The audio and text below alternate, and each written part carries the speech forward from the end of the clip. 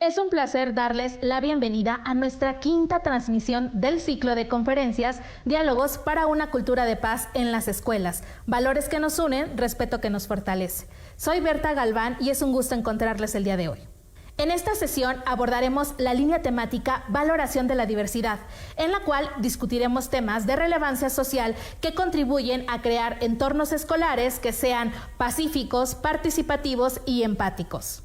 Dentro de este contexto, analizaremos particularmente a la cultura de paz como un enfoque que permite abordar los conflictos y cultivar relaciones positivas y respetuosas en la comunidad escolar.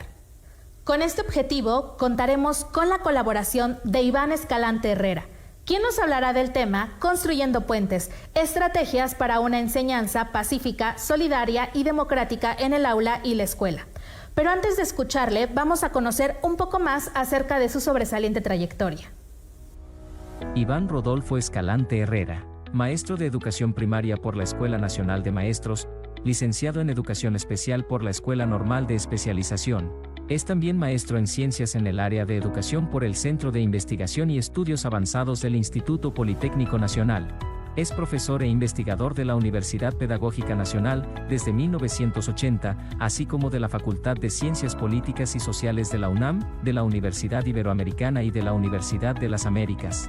Ha diseñado y publicado materiales, así como realizado investigaciones relacionadas con la evaluación, el desarrollo curricular, la formación de maestros, la educación inclusiva, el diseño de objetos virtuales de aprendizaje para poblaciones en condiciones de diversidad.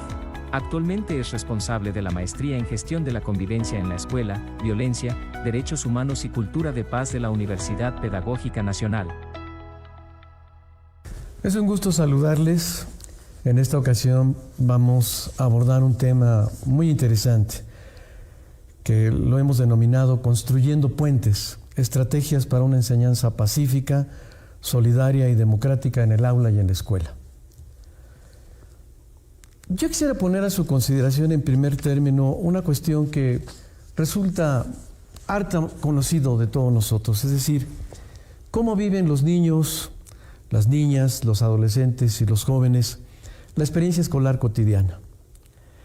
La realidad de la vida cotidiana es una cuestión que debemos valorar en sus implicaciones, en la forma en que influye en el desarrollo de los estudiantes, desde que son pequeños, desde que están en preescolar hasta que culminan su educación superior.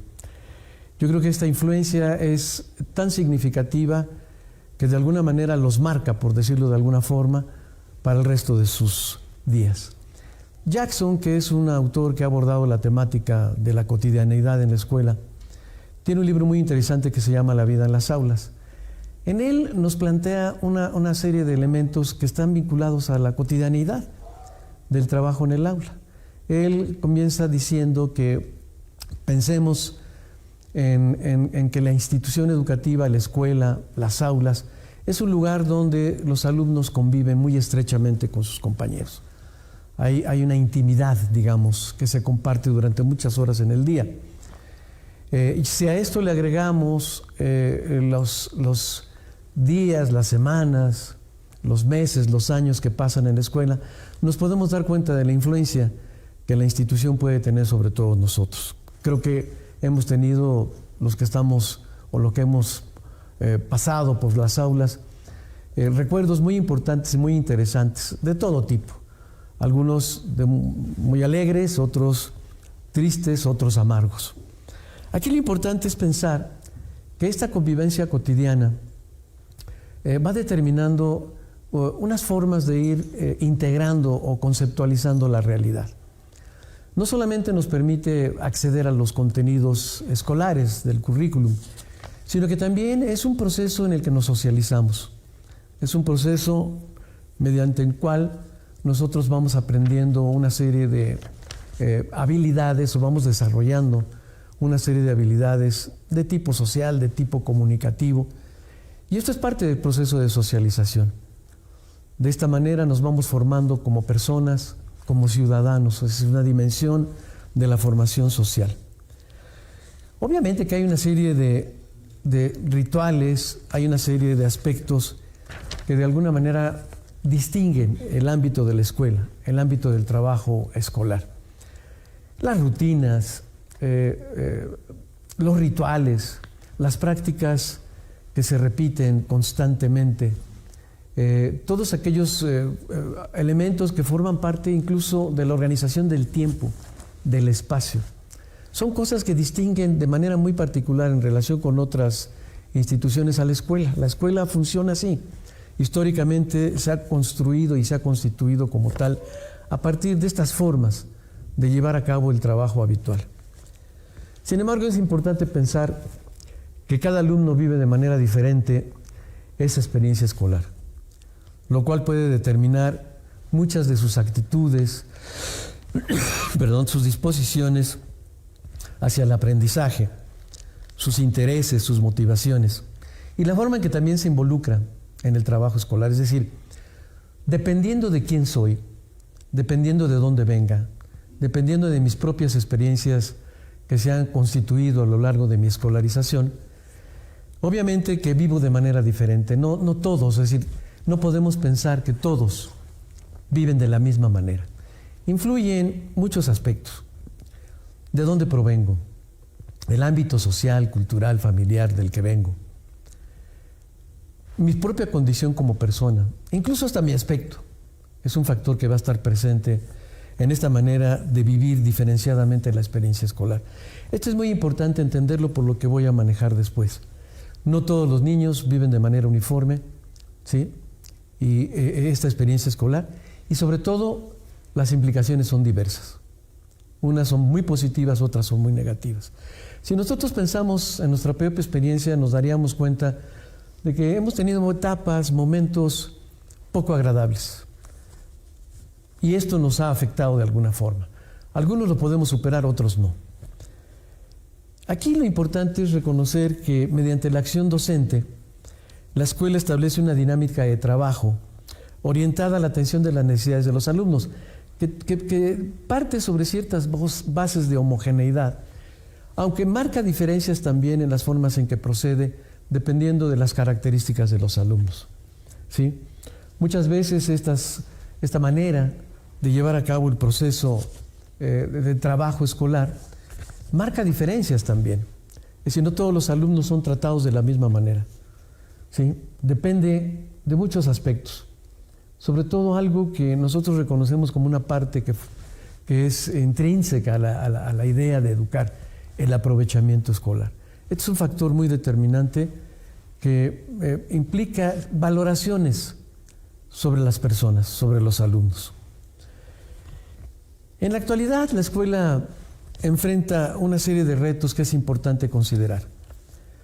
Es decir, nos planteamos una visión distinta, más democrática. Una visión que pretende superar todas las limitaciones que han caracterizado a la institución educativa a lo largo del tiempo. Que recupera el sentido de una formación que respeta y reconoce la diversidad y la valora. Es una escuela para todos, decimos. Es una escuela que debe ser democrática.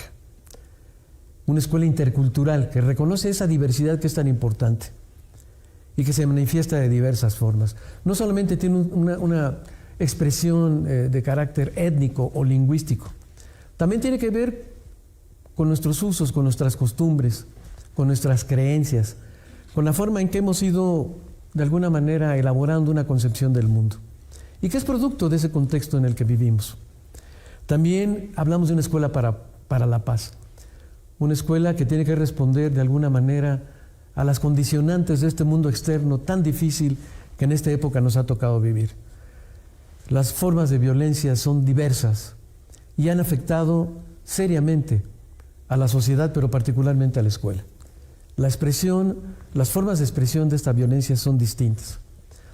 Cada vez encontramos de una manera que ya no nos sorprende que esta violencia se manifiesta a través del uso de estos recursos tecnológicos. La ciberviolencia se llama. Por lo tanto, hablamos de una cultura para la paz, una cultura que trate de superar este tipo de cuestiones que están ahí presentes en la cotidianidad de la escuela. Hablamos de una escuela inclusiva, una escuela abierta para todos, pero que sea capaz de responder a estas diferencias individuales, a veces significativas, y esto es muy importante entenderlo. Estos son los núcleos que constituyen el ideal de la escuela en la actualidad. Y que tiene una cuestión que me parece muy importante destacar. Está basada como principios, como ejes rectores, en el respeto a los derechos humanos. Sobre todo pensando en lo que representa la dignidad de las personas, la dignidad de nuestros alumnos. Esto es un factor de lo más importante que no podemos perder de vista. Pero también es una escuela que de alguna manera confronta o afronta la violencia. Es una escuela para la no violencia y que reconoce, como decíamos, la riqueza de la diversidad.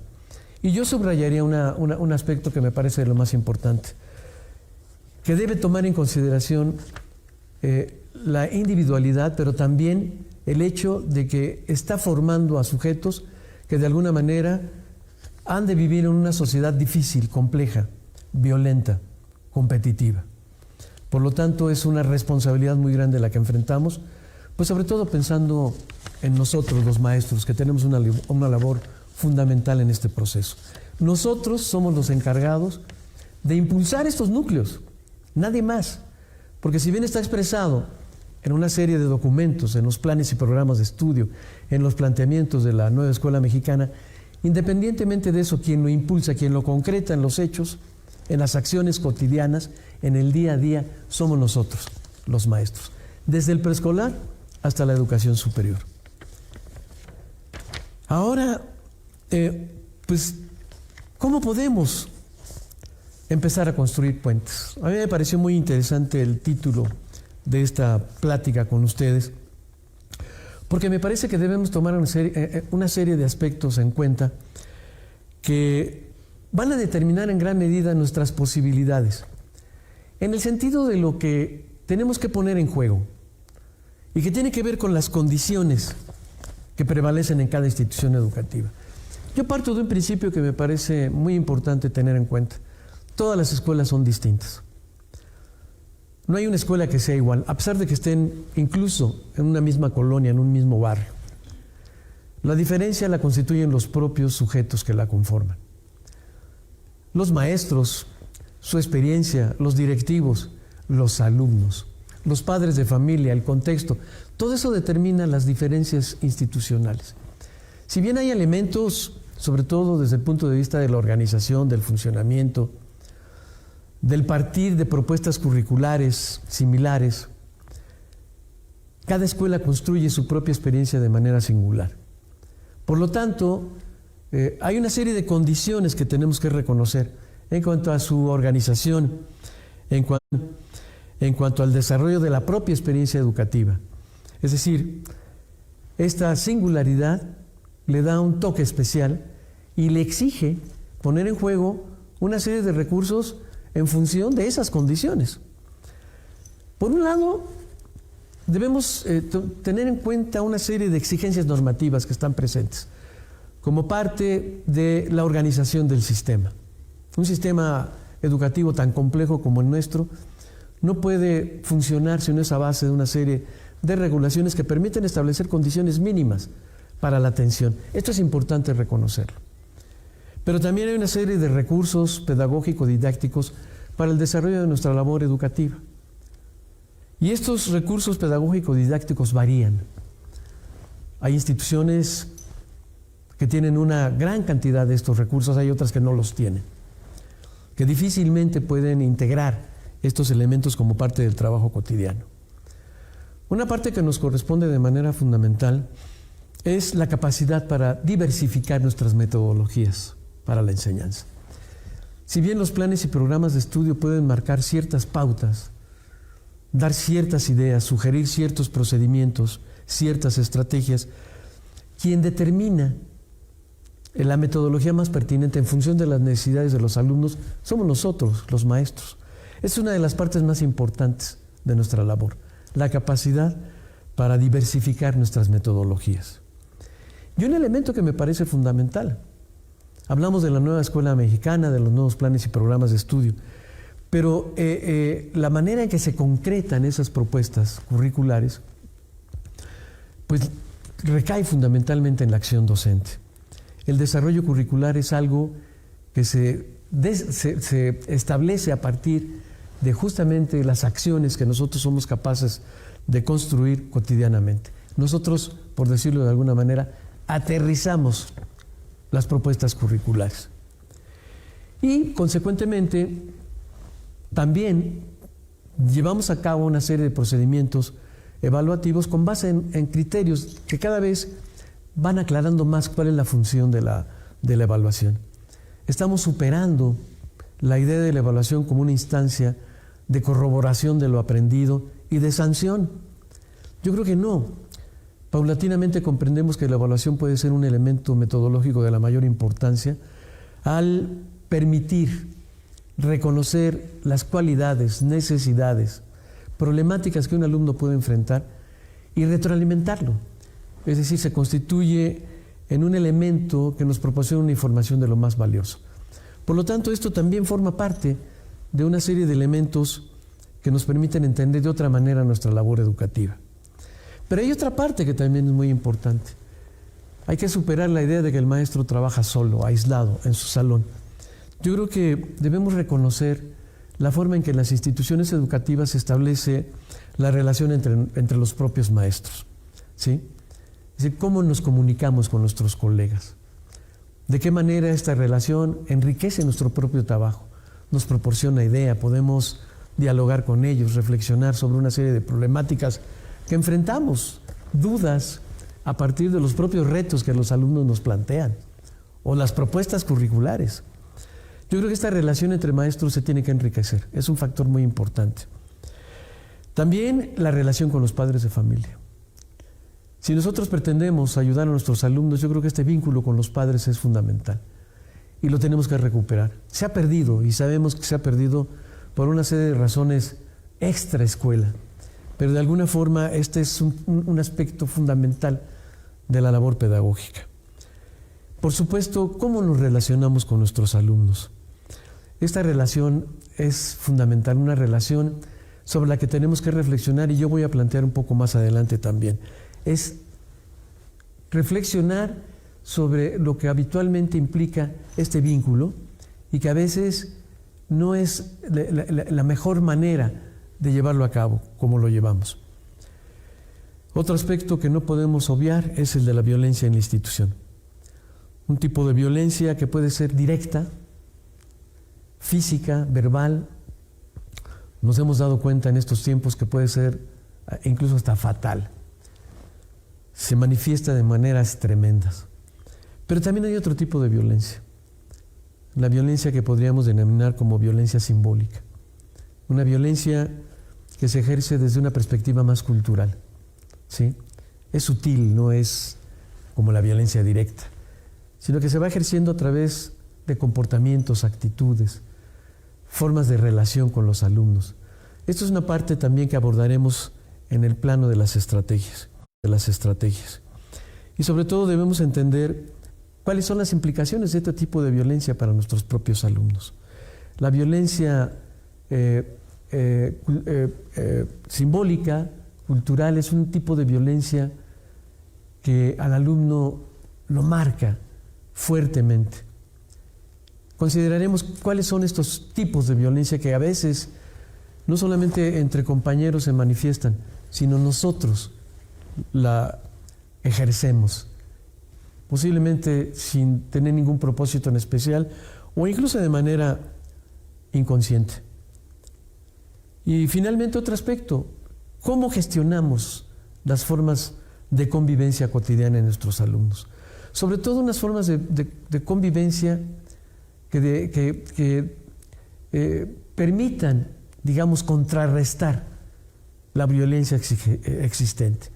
Que como decíamos al principio, un tipo de convivencia basada en el respeto a los derechos humanos, basada en la no violencia, basada en una idea de promoción de la paz entre nosotros. Entonces la convivencia es fundamental, nosotros la propiciamos como maestros.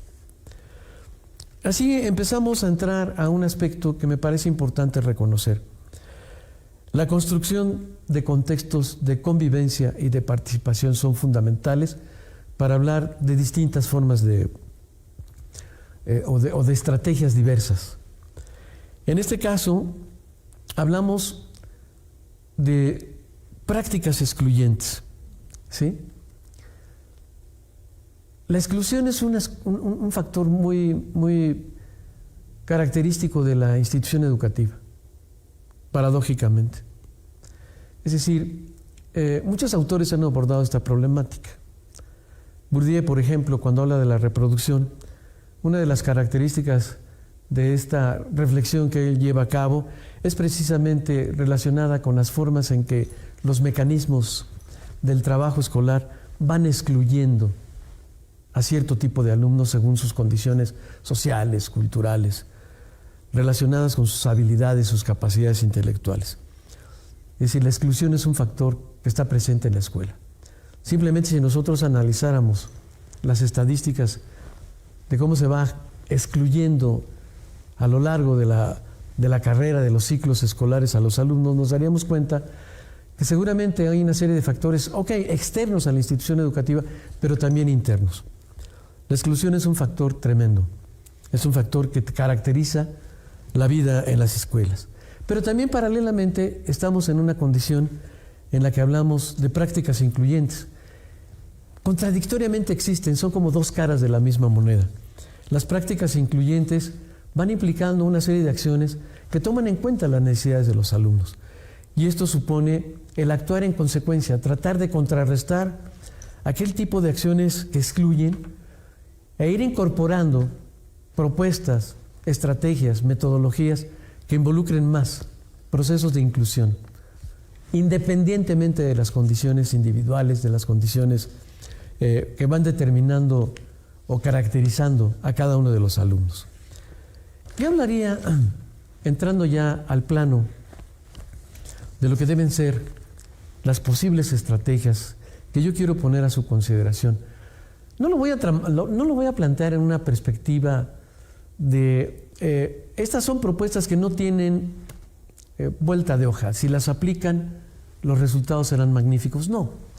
Yo creo que es importante reflexionar sobre ellas porque están relacionadas con las formas en que la institución educativa, en todo caso, es capaz de afrontar el reto de generar otro tipo de condiciones de trabajo, más favorables a los niños, más favorables a los procesos de inclusión. Por lo tanto, no es una cuestión que se quede en la individualidad del trabajo de cada maestro. Yo creo que tiene que ser pensada como una serie de problemas que hay que afrontar institucionalmente como parte de una comunidad educativa y que incluye no solo a los maestros, incluye a los padres de familia, incluye a los directivos e incluye a los propios alumnos. Empezaría yo hablando de cuestiones que debemos tomar en cuenta y que a toda costa debemos evitar. Vamos a plantearlo desde esa perspectiva. Lo debemos evitar porque es muy común que suceda en las aulas. Y a veces nosotros somos, como maestros, los que impulsamos a través de nuestro propio comportamiento, de nuestras actitudes, de la forma en que nos comunicamos con los alumnos, ¿sí?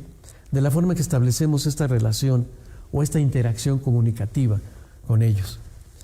Por ejemplo, tenemos que evitar esta diferenciación entre alumnos, ¿sí? Que establecemos o que se establece, digamos, como parte de la cultura escolar, en función de su desempeño o según, peor aún, su aspecto, su condición. Y cuando hablo de condición estoy hablando de su condición individual, que puede estar asociada a factores, como ya decía al principio, de índole social, cultural, ligados quizás a contextos de pobreza, de marginalidad, o a una condición que incluso tiene que ver con el género o con la discapacidad. Estas situaciones a veces generan, sin lugar a dudas, actitudes de diferenciación. Tú eres diferente. Tú eres un niño con necesidades específicas, o peor aún, necesidades especiales. Tú eres un niño que requiere atención. Es decir, incluso esta diferenciación la marcamos con este tipo de adjetivos. Eso se tiene que erradicar. Esto no puede ser.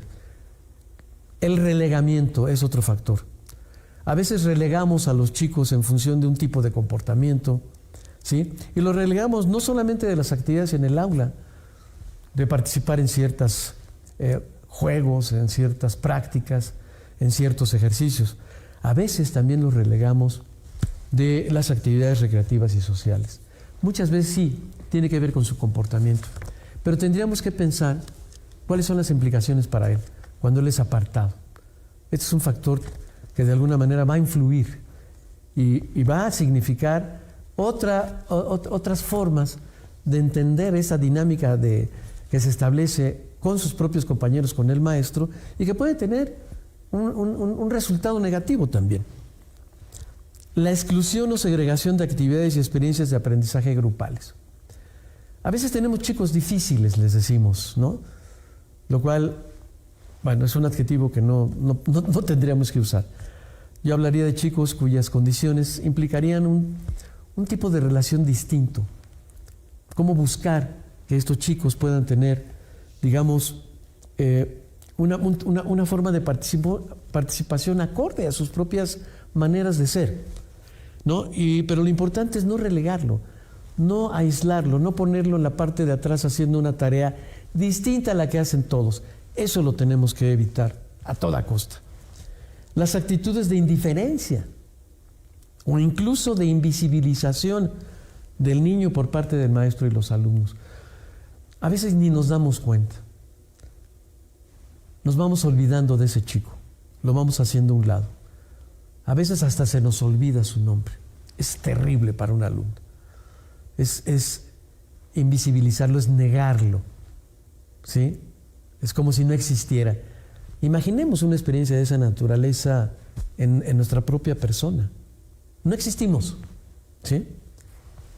No estamos ahí, no somos nadie, es el no lugar, no pertenecemos. Esto es terrible, esto lo tenemos que evitar.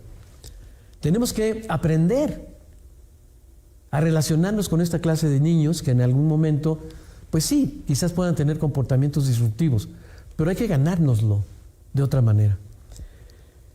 Y algo que es terrible y es muy cotidiano, la negación de sus posibilidades de logro y consecuentemente las bajas expectativas que tenemos sobre su progreso. Esto es otra cuestión terrible, ¿sí? Cuando nosotros consideramos que un alumno no puede, ¿sí?, se va generando así una representación del niño de sí mismo terrible, porque se ve imposibilitado, se siente incapaz. Y esto no puede ser. Nosotros no podemos pensar o dudar o negar las posibilidades de logro y tener bajas expectativas. Al contrario, tendríamos que pensar de otra manera. Yo aquí creo que es muy importante que valoremos las implicaciones de estos comportamientos, estos que he mencionado, y puede haber otros, ¿no? Aquellos que tienen que ver con una violencia más directa de nuestra parte, esos ni los nombro porque es inaceptable desde cualquier punto de vista. Pero tenemos que valorar las implicaciones hacia los alumnos de este tipo de comportamientos en cuanto a la imagen que tienen de sí mismos. Pensemos en eso. ¿Cómo afectamos su autoestima? ¿Sí? Su motivación para el aprendizaje, su interés hacia el trabajo escolar. Así se va generando una espiral negativa, descendente, que obstaculiza su experiencia escolar. Finalmente, lo que pasa es que hay una internalización y aceptación paulatina por parte del niño de su propia condición. Es terrible. Es una forma de ir propiciando una desvalorización que el propio niño asume. Y eso yo creo que es lo peor que le puede pasar a un niño y lo peor que le puede pasar en un contexto que debía estimularlo, motivarlo, incentivarlo, reconocerlo en sus capacidades, en sus habilidades, en sus intereses. Esta parte que propicia la exclusión directamente la debemos reflexionar porque resulta de lo más negativo en todos los aspectos. Ahora trataremos de pensar en otro tipo de estrategias. Estrategias para una enseñanza pacífica, solidaria y democrática en el aula y en la escuela. Y aquí yo sí quisiera hacer una consideración. No son propuestas que se piensen aparte, digamos, de las tareas cotidianas relacionadas con la enseñanza y el aprendizaje o apartadas del desarrollo curricular. No, se integran. En algunos aspectos pueden ser cuestiones que se trabajan directamente porque son importantes en términos de propiciar un tipo de convivencia, pero no están desarticuladas de lo que puede ser nuestra planificación de las actividades cotidianas, ¿sí? Esto es muy importante que lo entendamos. Yo creo que una cuestión que es de lo más necesario es impulsar la comunicabilidad y la interacción, sobre todo la que nosotros establecemos con ellos, ¿sí? Un tipo de comunicación asertiva, un tipo de comunicación directa, clara, basada en una confianza de que el alumno puede dialogar con nosotros. Aquí se establece una perspectiva dialógica que es fundamental para este tipo de escuela que pretendemos, esta nueva escuela mexicana. La dialogicidad es un factor fundamental. Si no dialogamos con los alumnos, si no somos capaces de escucharlos, de entenderlos, no simplemente de tener una cuestión que de alguna forma los ubica en una perspectiva simplemente de oírlos sin prestarles la debida atención, no. También tenemos que propiciar a través de nuestras actividades relaciones interpersonales múltiples. Los alumnos tienen que desarrollar habilidades sociales, habilidades comunicativas. Esto es fundamental. El alumno no tiene que ser un sujeto silente, ¿sí? Tiene que participar activamente. La comunicación es fundamental para el desarrollo de la inteligencia, el desarrollo del pensamiento, esto lo sabemos. La flexibilización del espacio y del tiempo no deben ser elementos que nos esclavicen. El maestro tiene que ser capaz, en función de los objetivos que se propone, de flexibilizar el tiempo. Él es el que maneja este factor. Un aspecto muy importante es la resignificación del espacio escolar. Perdón. Tanto del espacio escolar entendido en el ámbito de la escuela, de la institución como tal, del edificio escolar, como del aula. Esto es muy importante para generar otras formas de convivencia. A mí me parece que es necesario entender que la convivencia se tiene que posibilitar en cualquier ámbito. El patio, ciertos lugares en los cuales al niño le gusta estar, pero también hay lugares en los que no le gusta estar. Lugares en los que se siente inseguro, ¿sí? Poco satisfecho. Y yo creo que aquí es importante entender que esos espacios se tienen que transformar, pero basados en una manera distinta que propicie, digamos, otro tipo de actividades, otro tipo de relación entre el maestro y los alumnos y entre los alumnos mismos. Son espacios de convivencia distintos, se enriquecen. Ya para ir enfocándome a la parte final, sí debemos entender que un aspecto muy importante de nuestro ejercicio como docentes es respetar e impulsar las iniciativas e intereses personales de los alumnos. Nosotros siempre imponemos de alguna manera la agenda de trabajo. Y yo creo que aquí sí es importante entender que tenemos que dejar abierto que el alumno, en función de sus propios intereses, actividades, momentos que se relacionan con lo que está viviendo en su vida cotidiana, que él proponga tareas, temas. Esto me parece muy importante, lo que le gusta, lo que le interesa, lo que le llama poderosamente la atención. Se supone que nosotros somos profesionales de la educación y debemos dar cabida a este tipo de cuestiones que surgen o que parten del interés individual o colectivo de un alumno. Hay situaciones en el ámbito cultural, social, de la vida cotidiana que tienen una presencia muy fuerte y que no podemos desaprovechar. Sobre todo tenemos que crear ambientes lúdicos, creativos, estimulantes en el aula. Acabar con esa linealidad del trabajo de enseñanza que se centra exclusivamente en la actuación del docente. Yo creo que hay que pensar en que el propio alumno es capaz de generar situaciones insospechadas en términos de lo que es la creatividad, el juego. Y por supuesto uno tiene que atender las necesidades de los alumnos, eso no puede pasar equitativamente. Hay chicos que requieren más de nuestro apoyo, ¿sí?, en relación con otros. Y eso debemos estar conscientes y llevarlo a cabo. Yo creo que hay una parte muy importante que tiene que ver con la disciplina. Y yo simplemente diría, una disciplina restrictiva, ¿sí?, es una disciplina que siempre dificulta las relaciones entre el maestro y los alumnos. Yo creo que la disciplina es importante. Tenemos que aprender. Son los elementos referenciales que de alguna manera nos van constituyendo desde una perspectiva social. Es decir, nosotros debemos entender que hay elementos que regulan o que nos permiten regular nuestro propio comportamiento. Sin embargo, esta disciplina escolar tiene que ser entendida como una responsabilidad compartida, ¿sí? Es decir, se asume como un compromiso por parte de un grupo. Es una disciplina consensuada. Tenemos que ponernos de acuerdo para poder trabajar. Esto es importante. La disciplina existe, es fundamental en cualquier actividad humana.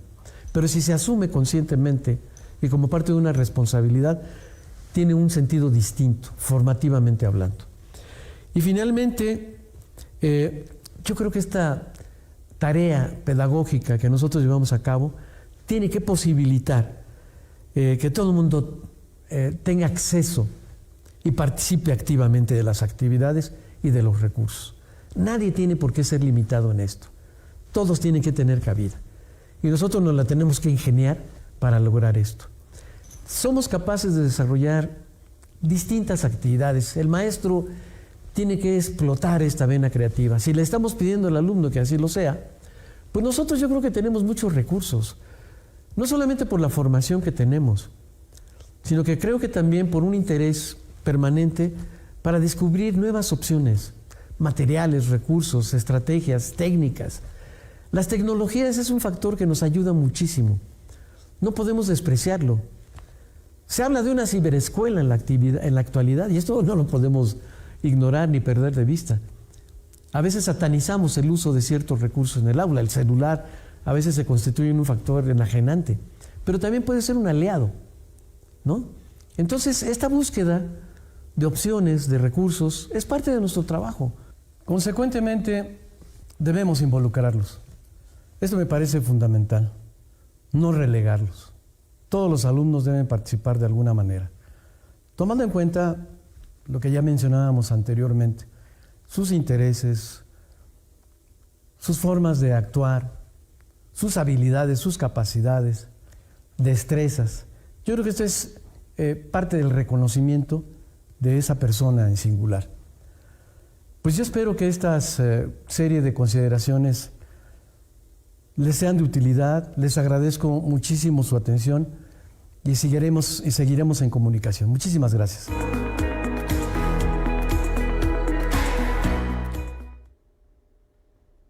Maestro Iván, agradecemos enormemente su valiosa participación, con la cual nos ha explicado claramente que para la construcción de entornos educativos pacíficos, solidarios y participativos implica la resignificación de las escuelas como espacios que atienden equitativamente las necesidades del alumnado.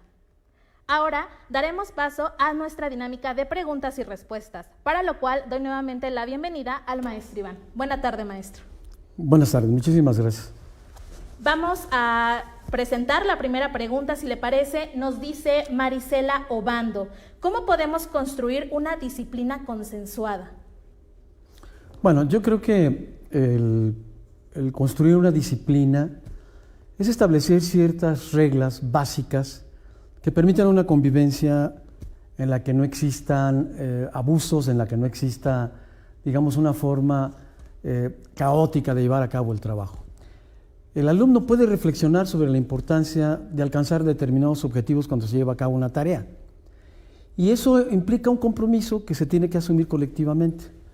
El ponerse de acuerdo sobre la forma en que debemos alcanzar ese objetivo me parece que es una buena pauta para lograr mínimas reglas disciplinarias o de disciplina que no implican una, digamos, imposición, sino que es algo que se asume como necesario, indispensable, y que obviamente nos va a facilitar el trabajo. Yo creo que en este sentido varía dependiendo de la tarea, pero en todo caso es algo que se puede analizar, se puede comentar, desde que son muy pequeños, cosas tan básicas como Platiquemos cuando las cosas no nos gustan. Platiquemos sobre aspectos que nos podrían facilitar el trabajo. Platiquemos sobre cuestiones en donde distribuyamos las tareas que nos hemos impuesto de una manera razonable. Situaciones de esta índole es lo que nos permite hablar de un tipo de disciplina consensuada, ¿no? Nos ponemos de acuerdo. Esa sería básicamente la idea. Gracias, maestro. Voy a compartir algunos comentarios por parte de la audiencia. Nos dice Rocío Chávez: uno de los principales retos es tratar de establecer la realidad del contexto en el que viven los alumnos, de manera que ellos tengan interacciones reales contrastada con su mundo. Yají Díaz Salas: en mi escuela, Tomasa Valdés, siempre tratamos de ser maestros incluyentes.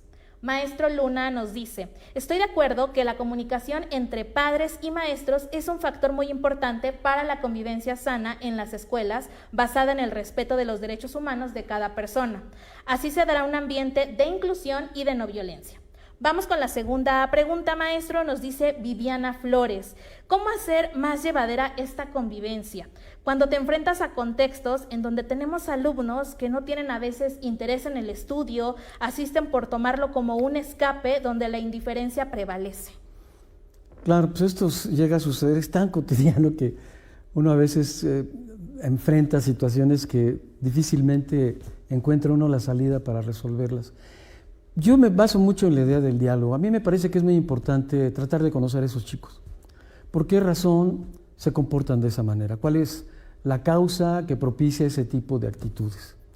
Incluso se puede observar en sus comportamientos, digamos, cuando se relacionan con sus compañeros. Y esa indiferencia, ese desinterés, puede estar determinado por otro tipo de factores.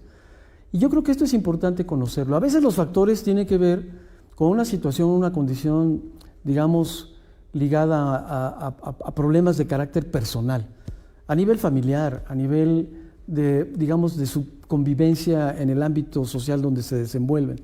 Entonces yo creo que una parte fundamental para tratar de entender el porqué de ese comportamiento es platicar con él, tratar de entender qué es lo que pasa, platicar con los padres de familia para identificar aquellos factores que están influyendo en su comportamiento.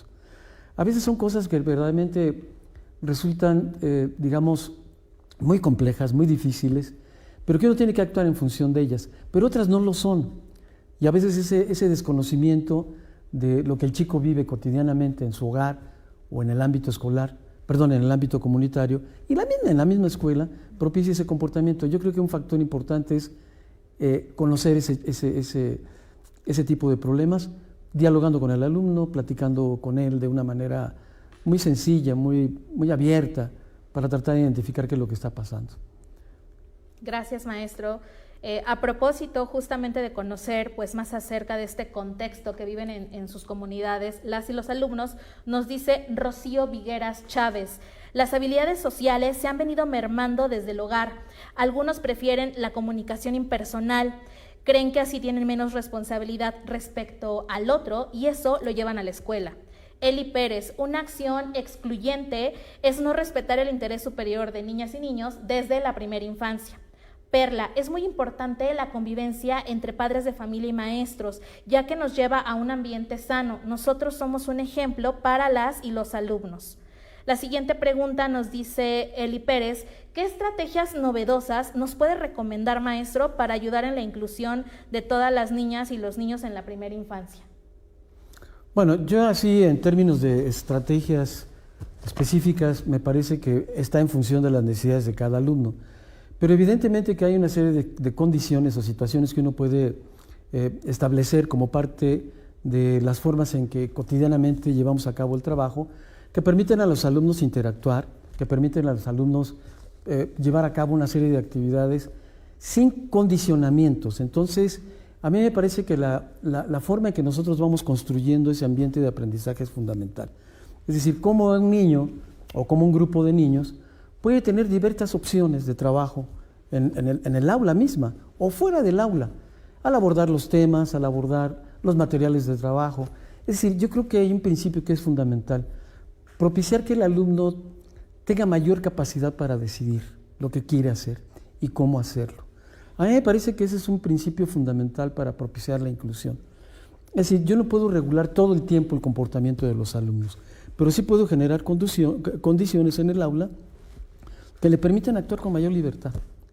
Y en ese sentido yo pienso que si nosotros tenemos los recursos, y no me refiero a materiales muy específicos o materiales muy sofisticados, no, simplemente las formas en que yo organizo el trabajo escolar, propicio cierto tipo de relaciones con los contenidos, desarrollo ciertas actividades, ejercicios, planteo ciertas problemáticas, me propongo alcanzar ciertas metas, pero en las que incluyo a todos, en las que cada uno tiene una tarea que resolver. Independientemente de las habilidades, capacidades, limitaciones, los alumnos tienen responsabilidades que les puedo asignar o que ellos mismos se asignan, pero lo importante es que se involucren y alcancen el objetivo. Yo creo que eso es muy importante para que el alumno se sienta satisfecho. Y otro factor es que lo que yo planteé tiene que ser una cuestión que realmente le posibilite al alumno descubrir que lo que aprende es funcional para resolver una serie de situaciones de la vida cotidiana, para entender esa realidad que lo rodea. Yo pienso que esa es una cuestión que como principio pedagógico debemos tener presente. Yo organizo mis actividades de tal manera que el alumno descubra la riqueza de ese aprendizaje y su funcionalidad, su aplicabilidad a situaciones muy concretas. Eso yo creo que todos esos factores van posibilitando el hablar de un ambiente incluyente en el que todos participan. Excelente. Continuamos con los comentarios. Nos dice Laura Figueroa Reyes: gracias por este tipo de conferencias. Sería muy productivo realizar ciclos de conferencias para los padres de familia también. Almadelia Martínez Guerrero: como barreras, el relegar a los alumnos es importante evitarlo. Hay que estar consciente que esta práctica puede ser el inicio para buscar el cambio. Elizabeth González: buenas tardes. Es importante estar al pendiente de nuestros hijos, apoyados también por sus profesores. Gracias por estos consejos. Alma Torres: gracias por la información. Sin embargo, llevarlo a la práctica no es fácil, por factores a veces familiares, de infraestructura, culturales, emocionales y hasta cuestiones políticas. La siguiente pregunta nos las hace la profesora Irma Vázquez: ¿cuáles son las condiciones para que exista la inclusión en nuestras aulas? Bueno, en primer lugar yo creo que es un acto de convicción. Yo debo creer que es factible la inclusión, considerando o aceptando que todos los niños son diferentes. La diversidad es un factor de enriquecimiento para todos. No puede ser entendido como un factor de diferenciación negativa, al contrario. Por lo tanto, si yo asumo el hecho de que todos son distintos, puedo ir pensando en otras formas de propiciar, digamos, un tipo de trabajo que los incluya a todos. Yo creo que eso es importante. Por lo tanto, el asumir eso de una manera, digamos, de aceptación, de convicción, me permite actuar con mayor libertad como maestro. Porque empiezo entonces una búsqueda que me permite establecer otro tipo de vínculos con mis propios compañeros, buscando otras opciones de trabajo, recomendaciones sobre estrategias, qué sé yo, una serie de cuestiones que puedo poner en práctica. Pero yo creo que esto es una cuestión que la debemos vislumbrar, tomando en cuenta uno de los comentarios, como parte de un reto de la comunidad educativa. Es decir, no debemos pensar en que trabajamos aisladamente, encerrados en nuestra aula, sin tener esta posibilidad de diálogo con nuestros compañeros, para tratar de conocer otros puntos de vista sobre las formas en que se puede propiciar este tipo de procesos incluyentes. Entonces eso me parece muy importante y en consecuencia también integrar a los padres. Entonces es un enfoque que implica verlo como un reto de la comunidad educativa. De acuerdo, muchas gracias. Tenemos más comentarios. Nos dice Lluviana: este nuevo programa nos permite más dialogar con nuestros alumnos y también que ellos puedan manifestar sus dudas. Por ello es muy importante la comunicación con nuestro alumnado. Brenda Favila: estoy muy orgullosa de mi asesor de tesis, mi profesor en la Universidad Pedagógica y del gran ser humano que es. Sin duda alguna hay mucho que aprenderle. Lorena G. Velázquez Hernández dice: podemos fomentar la participación de los alumnos realizando trabajos visuales. Dependiendo del grado de complejidad, también es importante realizar actividades plásticas. La siguiente pregunta por parte de María del Carmen Pérez: ¿cómo podemos transformar la forma de interactuar en estas relaciones verticales y autoritarias que en las escuelas se dan y transformarlas en otras formas de convivencia pacífica? Bueno, yo primero abandonar esa postura del maestro que de alguna manera asume, digamos, un tipo de autoridad que impone todas las condiciones en relación al trabajo escolar, a las formas de vinculación o de relación entre los alumnos. Yo creo que tiene que ser algo que se construye como una, digamos, actitud y de un interés en propiciar, digamos, relaciones más horizontales. Es decir, yo no puedo asumir una postura impositiva, al contrario, tengo que establecer un tipo de comunicación con los alumnos que me permita hablar de cuestiones que a ellos les interesan, que están en su mente porque llaman poderosamente la atención o le preocupan.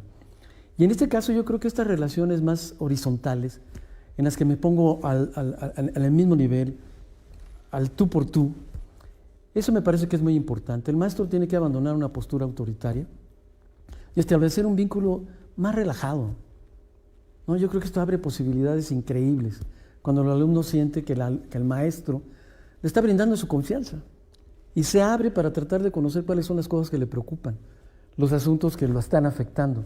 Cuando un alumno encuentra en el maestro esa disposición y ese interés, se abren otras posibilidades tan diferentes que al maestro le resulta mucho menos complicado establecer una relación con el propio alumnado.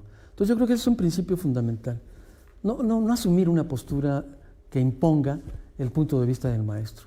El centro de la acción educativa es el alumno y en ese sentido el maestro propicia las condiciones que faciliten esa experiencia de aprendizaje de la manera más, motivante para el alumno. Es decir, esa es una cosa que a mí me parece necesaria, entre otras cosas. Continuando con los comentarios, Heli Amador nos dice: muchas gracias por tan interesante conferencia, porque nos hace reflexionar sobre nuestra labor como docentes en el aspecto de la diversidad metodológica y las estrategias que debemos de desarrollar. La profesora Verónica Cervantes: los docentes creamos planeaciones para la integración, sin embargo, eso no es suficiente dadas las diversas condiciones e historias de los alumnos. Lluviana dice: totalmente de acuerdo, el aprendizaje debe ser funcional, rico en emociones y aspiraciones. Continuando con las preguntas, Consuelo Cárdenas nos dice también: ¿qué actividades podemos instrumentar en el aula y en la escuela para crear contextos en donde exista la convivencia participativa? Bueno, yo creo que hay muchísimas. Hay algunas acciones que se desprenden de las propias propuestas curriculares. En ese sentido yo pensaría en que muchos de los, hablando de la diversidad metodológica, de las actividades que yo puedo proponer, se desprenden naturalmente del tipo de contenidos y además de los objetivos que yo pretendo alcanzar en función de esos contenidos. Hay que erradicar a toda costa la idea de que el aprendizaje es memorización. El aprendizaje es experiencia. Y en ese sentido, cuando nosotros creamos condiciones en las que los alumnos experimenten y apliquen, como ya decía anteriormente, eso que han aprendido, me parece que es una forma que facilita mucho esta posibilidad que se está mencionando. Por el otro lado, yo creo que hay actividades de otra naturaleza, si ustedes quieren con un corte más de carácter recreativo, que posibilita esta forma de convivencia entre los alumnos, ¿no? Es decir, no solo pensemos en que la única función de la escuela está centrada en la apropiación de los contenidos. Yo creo que desde la perspectiva de lo que implica la socialización, que es una función fundamental de la institución, hay posibilidades de establecer pautas que se relacionan con otro tipo de actividades que tienen esta posibilidad de facilitar la interacción, la comunicación, la dialogicidad, que tienen que ver con el arte, que tienen que ver con la recreación, que tienen que ver con el deporte. Es decir, se puede abrir las posibilidades en términos de lograr esta finalidad en ese sentido. Me parece que es un mundo rico en posibilidades, el de la escuela, ¿sí? Y que es quizás necesario que nosotros pues asumamos, digamos, el riesgo de experimentar ese tipo de trabajo. Muy bien, tenemos una pregunta bastante interesante, una pregunta y una reflexión, me lo parece. Nos dice Isa Saori, es enriquecedor cada uno de los puntos que aquí abordan, pero ¿qué podemos hacer cuando la delincuencia, la violencia y la inseguridad es parte, en este caso, del día a día de algún alumno o en lo que nosotros como ciudadanos ya no solamente vivimos, sino también como docentes? Estamos expuestos y esto, aunado a la desvalorización que se tiene por parte del docente, nos mantiene constantemente expuestos y también en algunos casos a la defensiva, cuidándonos más de los ambientes donde se elabora.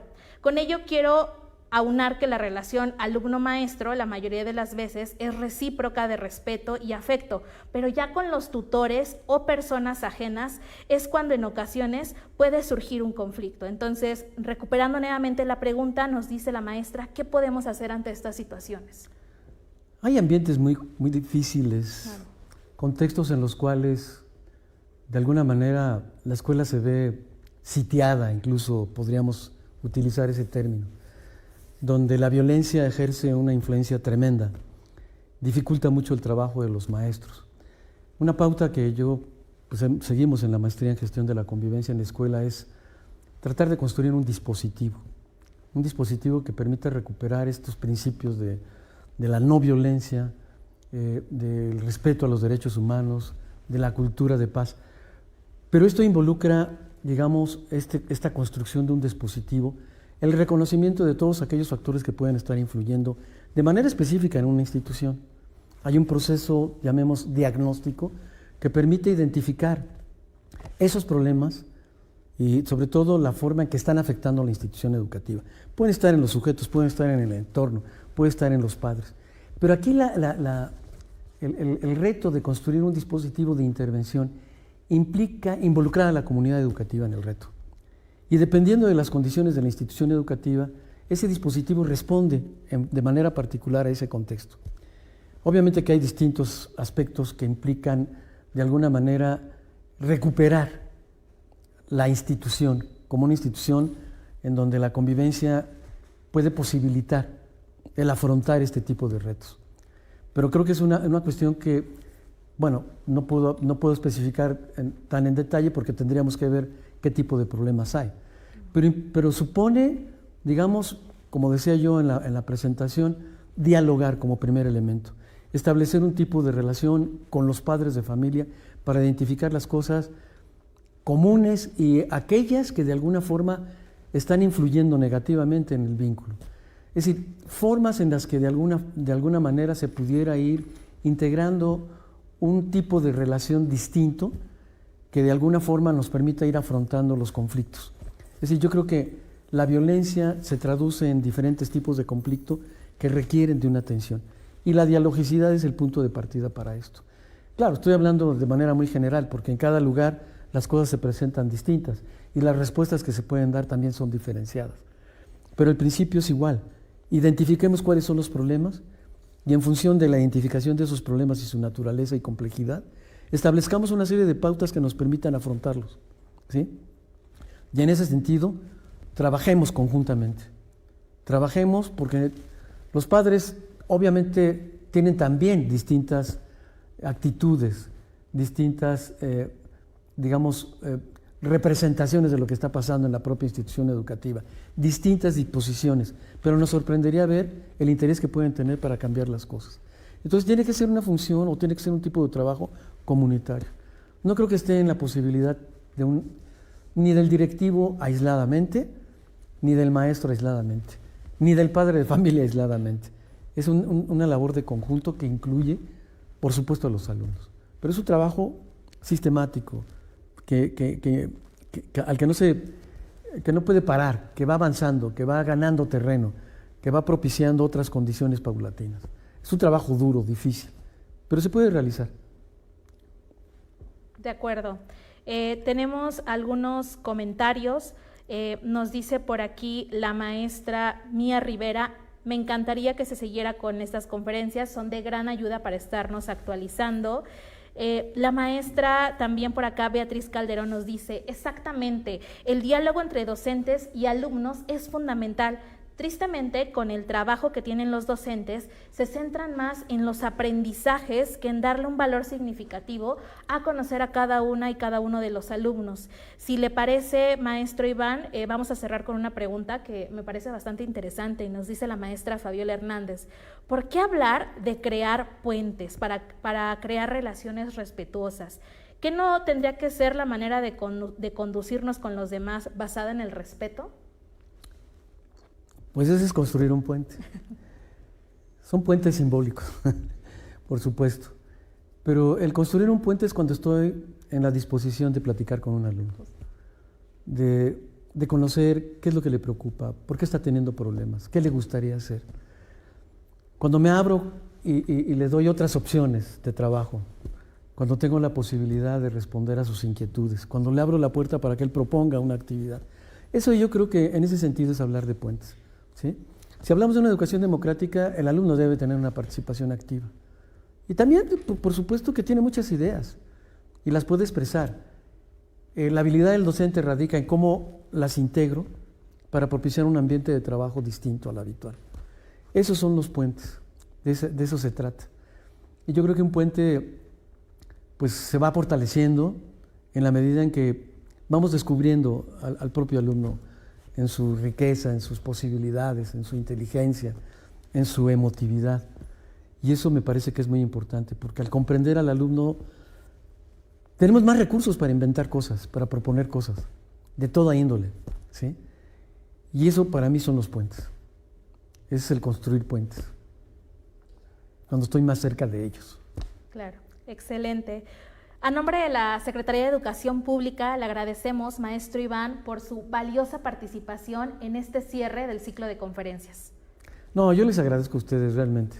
Es verdaderamente un placer estar acá y tener esta posibilidad de pues, tocar estos temas, ¿no? Con los compañeros, pues porque, digamos, conocemos lo que es la institución educativa, sus problemas y por lo tanto, pues en la medida en que uno puede interactuar de esta manera con los compañeros me parece extraordinario. Muchísimas gracias a ustedes, muy amables. Gracias.